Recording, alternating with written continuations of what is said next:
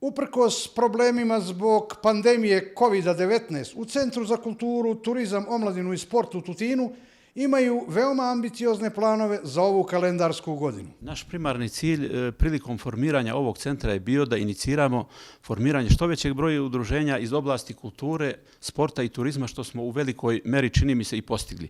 A naš poslovni cilj za ovu poslovnu godinu, glavni akcent sam stavio na aktivnosti vezane za projekte iz razloga što imamo COVID pandemiju koja nas u velikom ograničava po svim pitanjima, kako kod nas, tako i u celokupnom našem društvu. Naše aktivnosti vezane za kulturu su stavljene na teret naših ogranaka kulturno-umjetničkog društva, a onda dečijeg pozorišnog društva, onda aktivnosti vezane za umjetničku galeriju u Kući mira, kao i aktivnosti vezane za hor En-Nur. Sve aktivnosti ovih naših ogranaka će delovati u skladu sa planom i programom kao i prethodnih godina otprilike.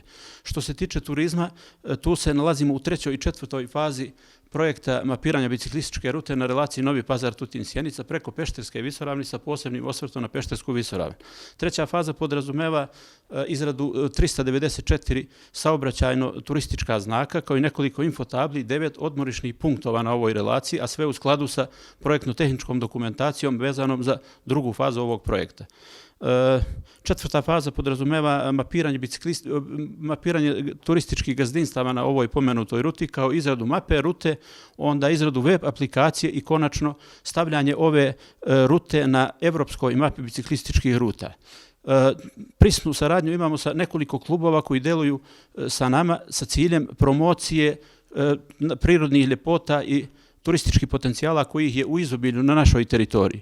Što se tiče sporta, tu je situacija nešto drugačija iz razloga što je došlo do izmene zakonske regulative, pa su sve nadležnosti vezane za sportske klubove koji su u fazi takmičenja prebačene na teritorijalni sportski savez koji je zadužen da donosi godišnji plan aktivnosti i tako dalje.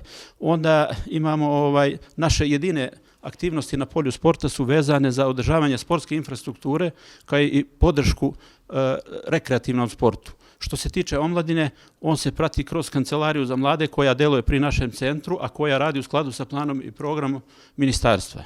Ova godina će po svim prognozama i parametrima biti mnogo teška u pogledu finansijskih sredstava, pa u Centru za kulturu neće moći da organiziraju pojedine auto-moto manifestacije preko kojih su promovirali predjele Tutinske opštine kao turističke potencijale.